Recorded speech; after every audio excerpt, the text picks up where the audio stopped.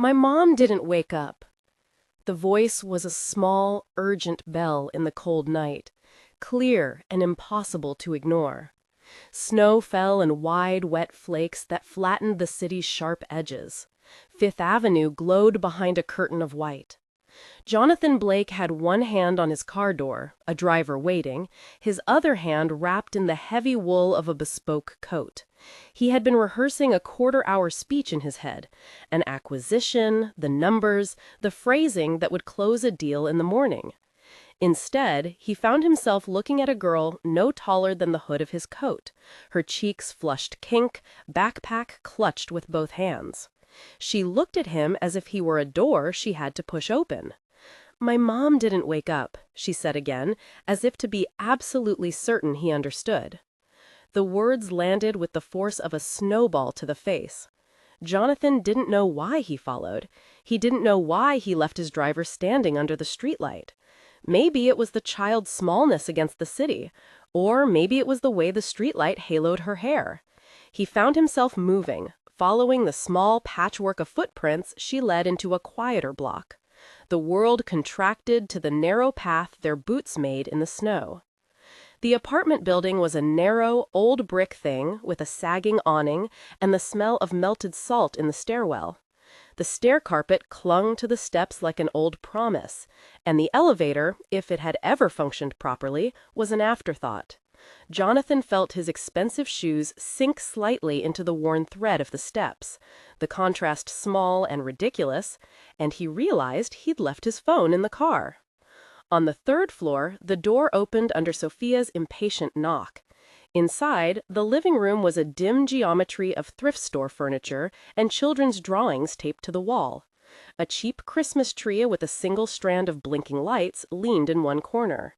A radiator hummed. The apartment smelled faintly of bleach and something else. Burnt toast, maybe, or oversteeped coffee left to skin. Rebecca Martinez lay on the threadbare sofa, a quilt bunched around her legs. Her hair was damp at the temples. Her face was too pale in the low light, and the rhythm of her breath was shallow. Sophia's small hand went to her mother's cheek, searching, and then she turned to Jonathan as if offering him proof. She didn't wake up.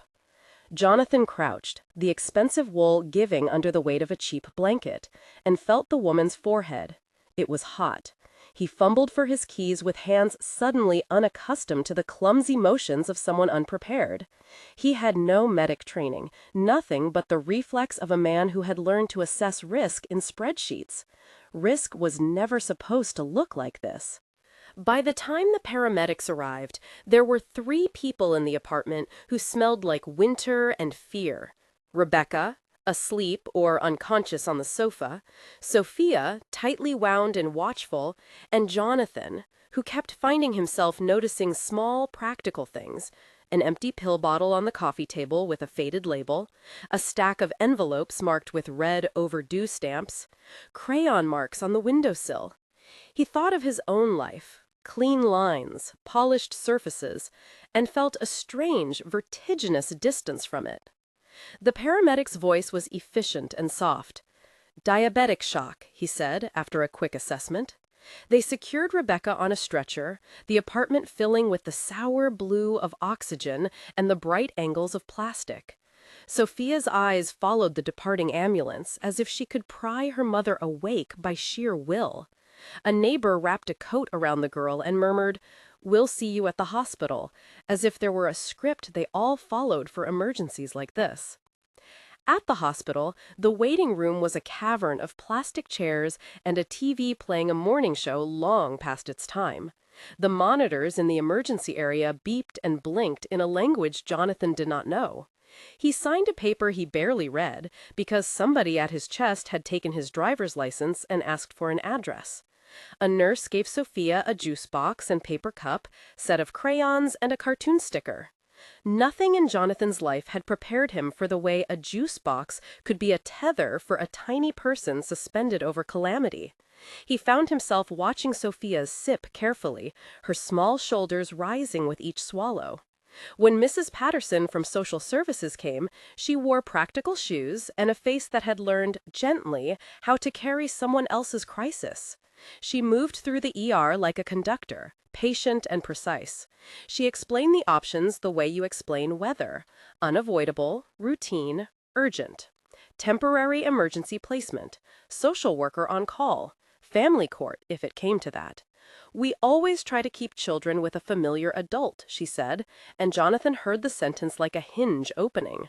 Do you have any relatives? She asked Sophia, and the girl shook her head, clutching the juice box as if it were a lifeboat. Jonathan's hand was on the back of a chair then, an odd anchor. He started. People in the room looked at him with the polite curiosity of strangers in crisis. She doesn't have anywhere to go. His voice sounded different. He had not expected it to leave him like that, raw, quick. There was a weird, disorienting intimacy in being seen as an answer by a 4-year-old. He thought of his schedule, the meetings, the deals, the careful structure of his life. He thought of the mail he had at his office, notices, contracts, benign things that had never once felt heavy. Here, the weight of an envelope had been replaced by the weight of a small body. Mrs. Patterson was clear about process. We can arrange temporary guardianship in the interest of the child's well-being, she said. It has to be logged, background checks. You'll be the emergency caregiver until the family is stabilized or until court makes a different determination. She used words that were administrative and solemn. Jonathan nodded. He'd grown up in a world where signatures solved most things. The social worker's clipboard was a different kind of signature. Can he be with me tonight? Sophia asked, hopeful in the way a child believes simple questions have simple answers. She looked at Jonathan with complete trust, as if he had already promised. He found himself nodding before he had time to form the defenses that lived in him: the calendar, the staff, the meetings. He told himself later he couldn't have known the way one night would widen into months, but for the moment, the only true decision was to stand up and say, yes. Stay with me? Sophia's small voice echoed down the hospital corridor as they bundled out of the emergency room, snow beginning again in the city like a scrim that made the world feel hushed and private. If this kind of story matters to you, stay with us, a soft, almost invisible voice seemed to say in the back of Jonathan's mind as they stepped into night. It was the world's quiet call to attention. He did not yet know what it would take, what it would cost, or how it would reshape him. He only knew not to walk away. Back at his penthouse, the space felt like the inside of a photograph. Everything in its place, surfaces catching the city light. He had never had to think about bedtime stories over mechanical turn-down service. He had certainly never had to make a makeshift bed on the living room floor and break in a cheap quilt that had probably belonged to a hotel chain. He did not know how to fold small socks. He did not know how to pick a bedtime snack that did not contain caffeine. He did know, inexplicably, how to hum the beginning of a lullaby his mother used to hum, a melody that had been tucked behind decades of conference calls. Sophia watched him while he hummed. She tested the sound like a new toy. When the lullaby stumbled to an end, she clapped softly. Jonathan felt an unfamiliar thing in his chest, something that wasn't satisfaction at closing a deal, and wasn't the hollow pride of a resume item. It was something like belonging, faint but growing. The next days attained a rhythm he had not planned for. He learned to condense meetings into short windows, and to sit in a hospital room and watch Rebecca's slow, careful recovery. The doctors were cautious but optimistic. Diabetic shock, they repeated, the same clinical echo. She'll need monitoring, proper medication, and a follow-up plan. There were no miracles on the paper. There were charts and cautious words, and the small human work of nurses changing IVs and checking vitals. Sophia watched him while he hummed. She tested the sound like a new toy. When the lullaby stumbled to an end, she clapped softly. Jonathan felt an unfamiliar thing in his chest, something that wasn't satisfaction at closing a deal, and wasn't the hollow pride of a resume item. It was something like belonging, faint but growing. The next days attained a rhythm he had not planned for. He learned to condense meetings into short windows, and to sit in a hospital room and watch Rebecca's slow, careful recovery. The doctors were cautious but optimistic. Diabetic shock, they repeated, the same clinical echo. She'll need monitoring, proper medication, and a follow-up plan. There were no miracles on the paper. There were charts and cautious words, and the small human work of nurses changing IVs and checking vitals. Sophia watched him while he hummed. She tested the sound like a new toy. When the lullaby stumbled to an end, she clapped softly. Jonathan felt an unfamiliar thing in his chest, something that wasn't satisfaction at closing a deal and wasn't the hollow pride of a resume item. It was something like belonging, faint but growing. Rebecca's eyes opened one morning to the bright sterility of the hospital and to Jonathan's face hovering near the curtain. Rebecca had been a night nurse for years, her laugh quick and roughened by too little sleep. She had been proud and stubborn, and that stubbornness had kept her afloat through countless night shifts and an ever-growing pile of bills. When she was coherent enough to talk, the words came in halting, apologetic fragments. "I miss doses," she said, and her hand curled around her own wrist as if to hold herself together. "I couldn't work nights and the meds and rent. I thought I could push." There was no theatrical collapse, no villain to point at, only the small arithmetic of survival: shifts, rent, insulin, overtime. She had learned, the way many do, to cut pieces of her own life so that the rest could fit. Jonathan listened. He had contractors and budgets and margins. He had designed a building with a rooftop that caught the sky like a polished bowl.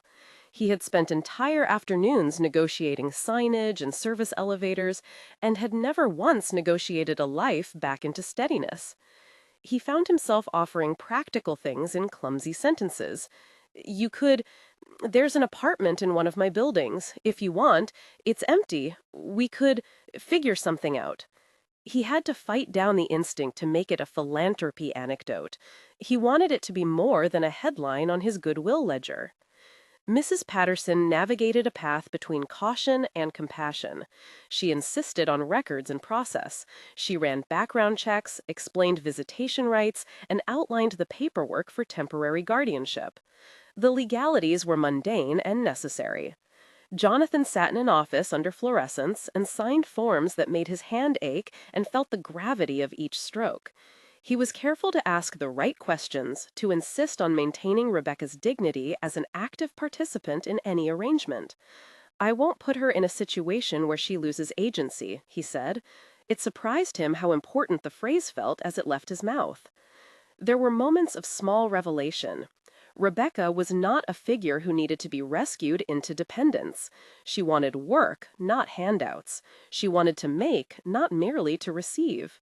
When Jonathan suggested the apartment and a temporary managerial role at one of his smaller properties, an honest job with pay and the ability to rebuild credit, Rebecca's first instinct was to refuse. "I don't want to be charity," she said. The sentence was a shield and a plea at once. She proposed a condition. She would accept if the arrangement required her to meet a kind of return, to contribute, to be given a role where she could show up and earn the place. Jonathan agreed. He found himself drafting an offer that was more partnership than patronage: paid work as building manager, a modest stipend and symbolic rent, a support plan for medical follow-up and counseling. The weeks that followed were a montage of ordinary things that became extraordinary for Jonathan because he had never lived through them. There were shopping trips that taught him the mysteries of child-sized clothes and cereal aisle politics. Sophia had strong opinions about cartoons and refused the hat Jonathan had thought practical. She preferred a cap with a dinosaur that glowed under light. They argued, briefly and gently. At night, Jonathan learned how to make grilled cheese that did not scorch. He learned the precise way a small child likes a peanut butter and jelly assembled. He learned patience in ways spreadsheets could not measure. He slept on a roll-away bed on the floor often, his polished life temporarily dismantled in favor of proximity and small rituals. He attended school drop-offs, standing on the curb while children clambered into their tiny coats, and he felt the strangeness of being recognized by the other parents as that man with the little girl. Their looks were a mixture of curiosity and the cautious kindness that cities can offer when strangers are tethered by crisis. Rebecca's recovery was not linear. There were good days and bad ones. She took classes about managing diabetes with the hospital support, and slowly, the edges of her days steadied. She had to rework her night shifts. She took the managerial role as a way to restructure her work-life balance rather than as a permanent new identity. She wanted to be with Sophia without sacrificing her sense of self.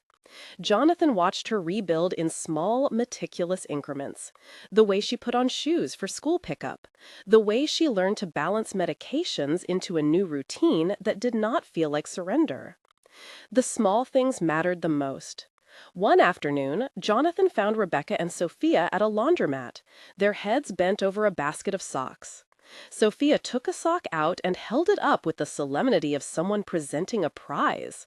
Rebecca laughed. The sound was private and quick. Jonathan stood in the doorway and felt a warmth that had nothing to do with his thermostat settings. He had not been prepared for how much his refined comforts would seem suddenly less important than the noise of laughter and an honest, if modest, kitchen table. As Jonathan's presence became less anomalous and more ordinary, he felt his own measures of worth recomposed. The contracts he handled began to take on a different meaning, while he watched a tiny hand master the art of tying shoelaces for the first time. Boardroom victories no longer filled the same spaces inside him. He began to postpone meetings, shorten flights, and accept that a human schedule could have subjectivity and nuance that margins could not map. One evening, after months of careful piecing together, Jonathan brought Rebecca an offer that was practical and direct. He had asked his legal counsel to draft a simple contract, nothing to humiliate, everything to empower. It was an honest job as a building manager at a modest salary, with benefits and a plan for steady hours. The apartment would be rent-free for a fixed period, with a small, symbolic contribution expected, not as charity, but as partnership. The terms included access to case management and a pathway for Rebecca to regain full independence.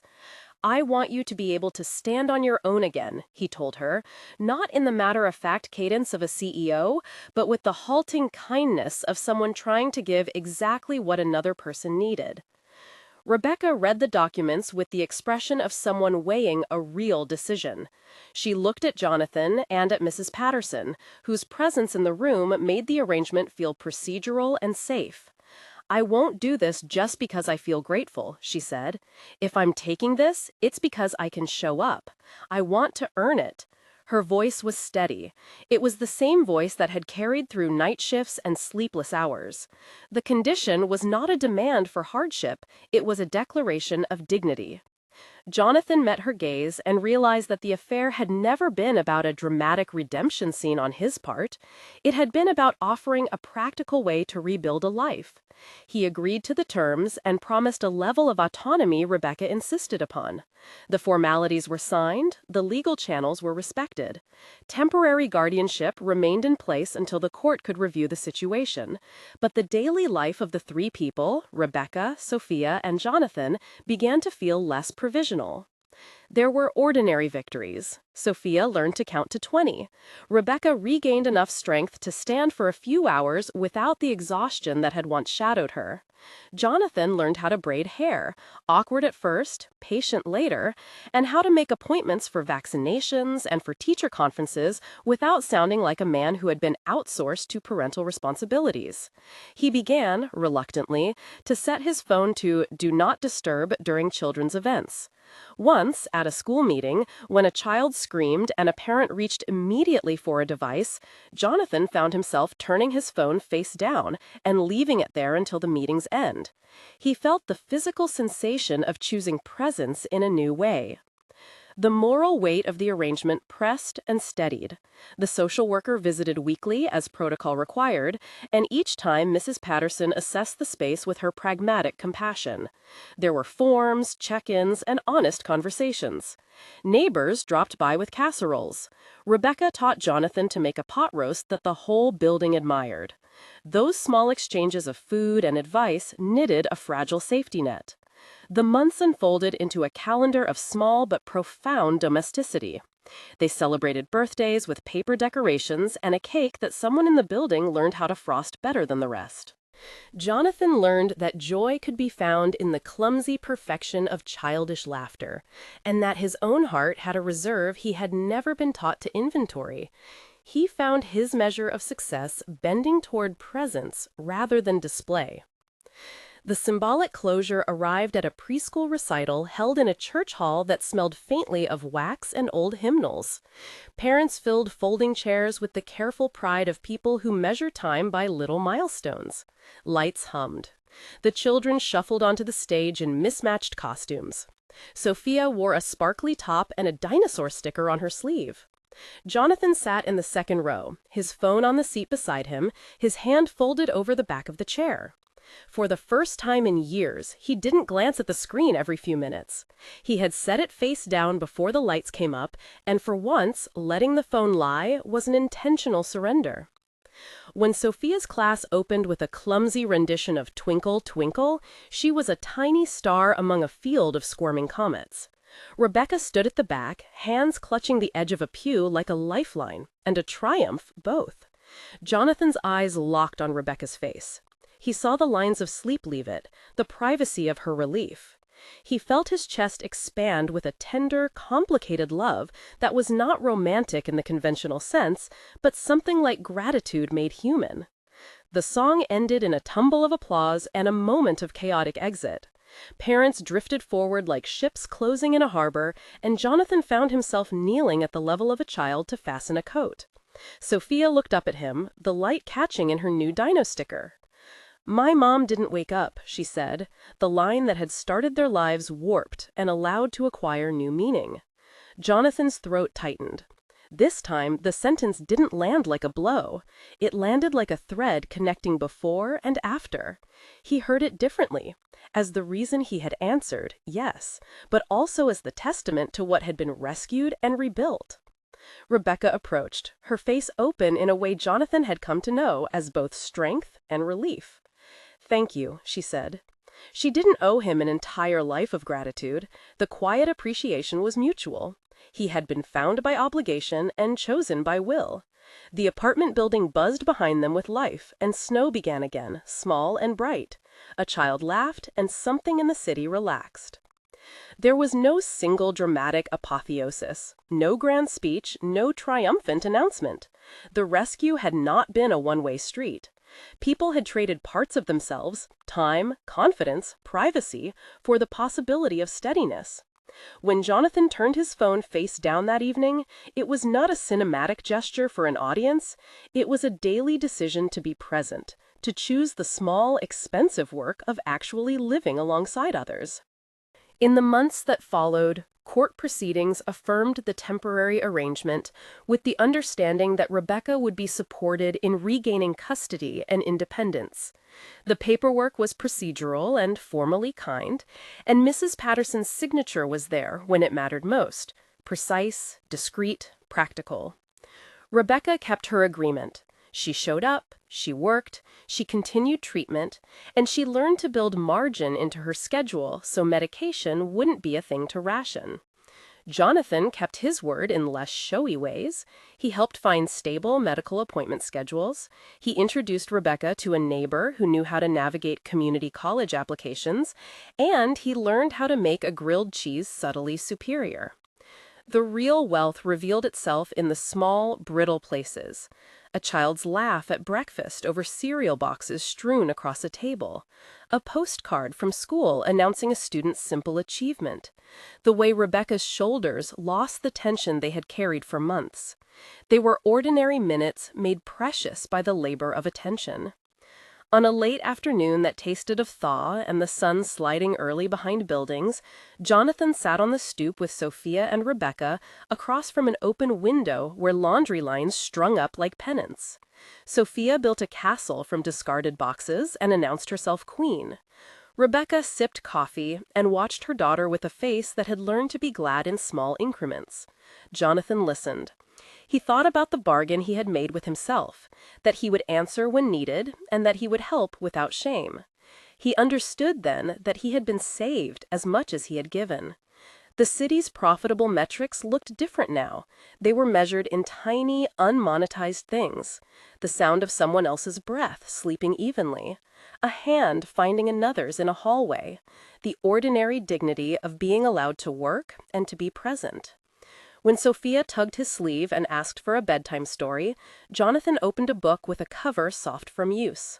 He read until his voice thinned, until the words were small and safe. At the end, as he folded the blanket and smoothed Sophia's hair away from her forehead, she looked up at him and said faintly, "My mom didn't wake up." This time, Jonathan smiled and answered with the new weight of someone who had been given something he could not have anticipated. "No," he said gently, "she woke up, and we woke up too." He turned his phone face down on the nightstand and left it there. The dark was not emptiness. It was a choice. Outside, the last of the snow settled on the city like an exhale. Inside, a small family that had been chosen rather than born watched a small person breathe easy. The real work of rebuilding continued. Appointments, bills, the small battles of a life regrown, but there was also a soft pleasure in ordinary day-to-day care. When Sophia tugged his sleeve and asked for a bedtime story, Jonathan opened a book with a cover soft from use. He read until his voice thinned, until the words were small and safe. At the end, as he folded the blanket and smoothed Sophia's hair away from her forehead, she looked up at him and said faintly, "My mom didn't wake up." This time, Jonathan smiled and answered with the new weight of someone who had been given something he could not have anticipated. "No," he said gently, "she woke up, and we woke up too."